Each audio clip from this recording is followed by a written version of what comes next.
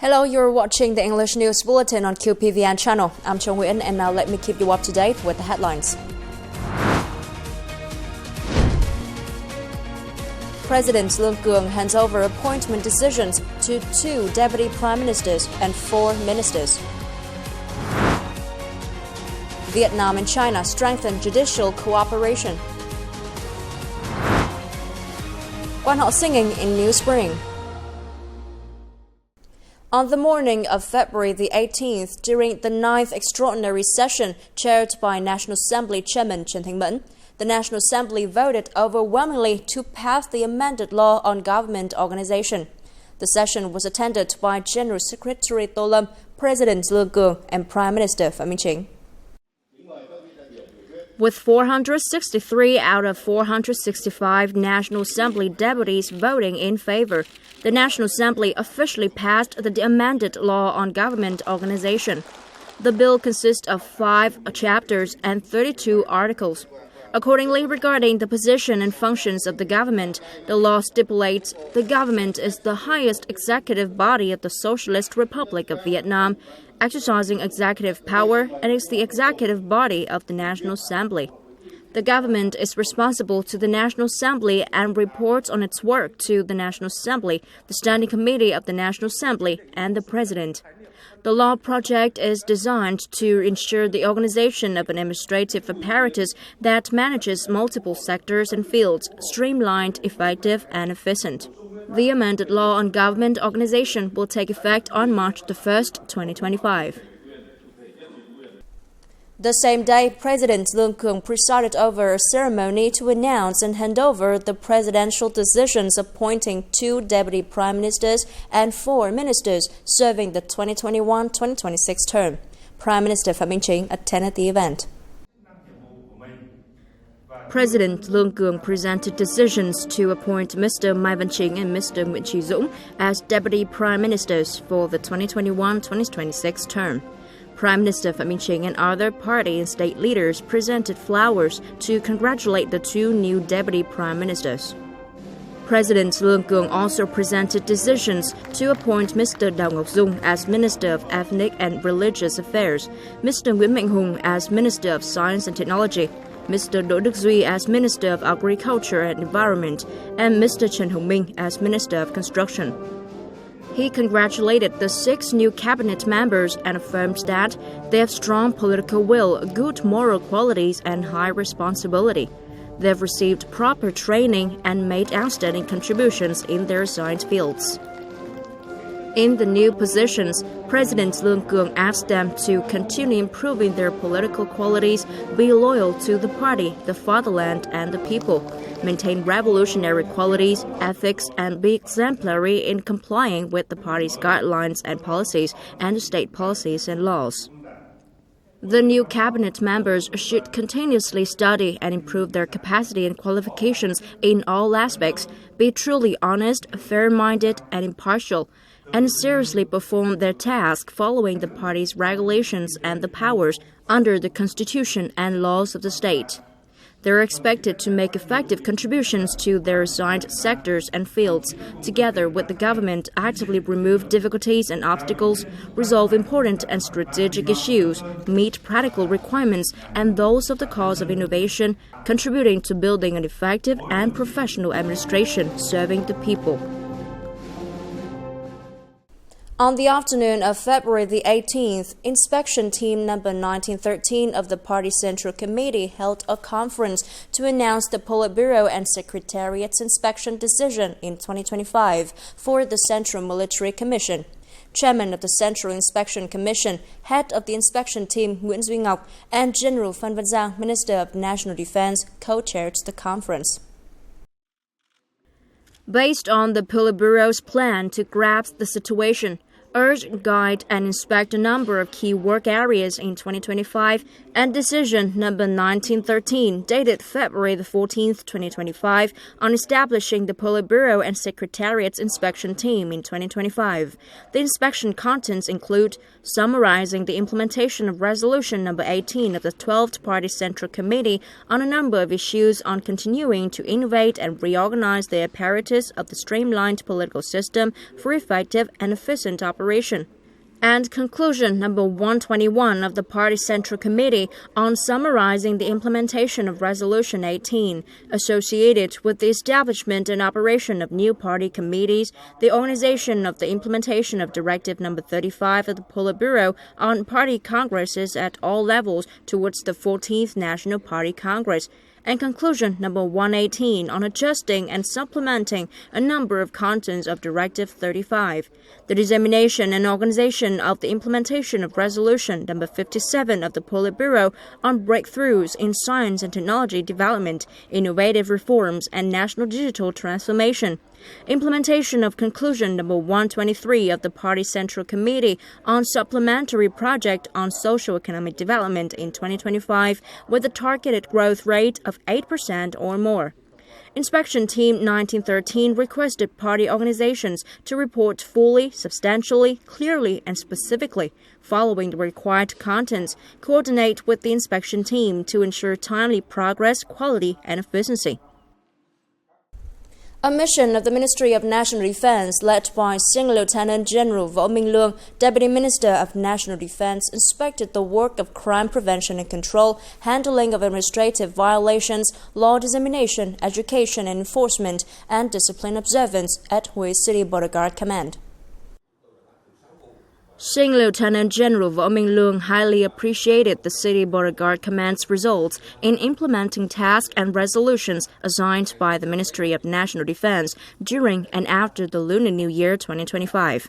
He urged the unit to further strengthen the effectiveness of dissemination, inspection, and supervision, strictly manage operating vessels, apply technology in management, build a specific schedule for receiving citizens, implement legal work, dissemination, and education more strictly, especially in remote and ethnic minority areas, tackle administrative violations, augment disciplined observance, combat IUU fishing, better grasp, forecast, and assess the internal and external border situations, work closely with relevant forces to protect the national security. Implementing the task assigned by the Ministry of National Defense to the Department of Armament in 2024, which is piloting a model of weapons and ammunition warehouses applying new technology at Warehouse KV1, the Department of Armament has effectively coordinated with the Military Industry Telecom Group, Military Technical Academy, and Military Science and Technology Institute to deploy the model and has so far completed the project in Phase 1. On the morning of February the 18th, Senior Lieutenant General Lê Huy Vịnh, Deputy Defense Minister, inspected this model at Warehouse KV1. Senior Lieutenant General Lê Huy Vịnh assessed that this is the basis and premise for developing high-level artificial intelligence applications and big data processing systems to serve the command, management, and operation of strategic ammunition warehouses towards a smart warehouse application model, meeting the requirements of digital transformation on warehouse operations. Senior Lieutenant General Lê Huy Vịnh requested that the General Logistics Technical Department continue to invest in Phase 2 to install security and safety monitoring and warning equipment for the remaining warehouses within Warehouse KV1 to ensure synchronous operation. In the 2026-2030 period, the model will be expanded to other warehouses under the Department of Armament, moving towards building a management, command, and operations center at the command post of strategic-level ammunition and weapons warehouses in the digital environment, and completing the development of sectoral databases managed by the Department of Armament. Coming up next, Vietnam and China strengthen judicial cooperation. Quan họ singing in New Spring. At the invitation of the Prosecutor General of the Supreme People's Procuracy of China, Yin Zhong, the delegation of the Supreme People's Procuracy of Vietnam, led by Prosecutor General Nguyễn Huy Tiến, visited and worked in Beijing, China from February the 17th to the 18th. During a meeting with the Secretary of the Central Political and Legal Affairs Commission of the Communist Party of China, Prosecutor General Nguyễn Huy Tiến emphasized the continuous strengthening and development of the traditional friendship and comprehensive strategic partnership between Vietnam and China. He highlighted the frequent meetings, exchanges, and interactions between high-level leaders of both nations. The host noted that General Secretary Xi Jinping and LUONG has reached significant agreements to deepen the comprehensive strategic cooperation between China and Vietnam, providing essential political guidance for collaboration in various fields. He expressed hope that both sides would implement these important agreements, expand practical cooperation channels between their prosecutorial agencies. In talks with Mr. Jinzhong, Prosecutor General of the Supreme People's Procuracy of China, Prosecutor General Nguyễn VIET expressed hope that this visit would mark a significant milestone, reflecting the long-standing and sustainable development of friendly cooperation and criminal justice collaboration between the two Supreme People's Procuracies. On his part, Prosecutor General Jinzhong emphasized that the Supreme People's Procuracy of China is ready to cooperate with Supreme People's Procuracy of Vietnam under the strategic guidance of the senior leaders of both parties and countries, enhancing exchanges, sharing experiences, and deepening cooperation in areas such as transnational crime prevention.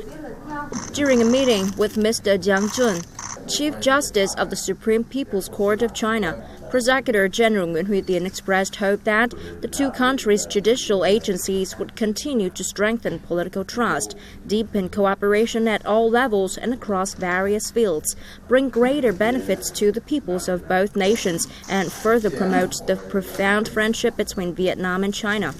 For his part, Chief Justice Jiang Jun also expressed hope that the 75th anniversary of the establishment of the diplomatic relations between China and Vietnam would serve as an opportunity to deepen mutual exchanges and learning between the judicial agencies of the two countries. On February the 18th, at Tân Vũ Port Branch Hải Phòng Port Joint Stock Company, the Vietnam Maritime Corporation partnered with Quang Chi Babel Gulf International Port Group and Donggu Shipping Group to launch the Gulf of Tonkin Hải Phòng Kolkata route. This is the first public container shipping route established between Babel Gulf Port and Hải Phòng Port. The route runs from Babel Gulf Port of Guangxi in China through Hải Phòng Port of Vietnam to Kolkata Port in India, linking the Guangxi region of China with northern Vietnam, eastern India, and Bangladesh. This service route represents more than just a transport corridor. It reflects shifts in regional supply chains, changes in trade balances, and most importantly, the proactive approach of pioneering players in the maritime industry.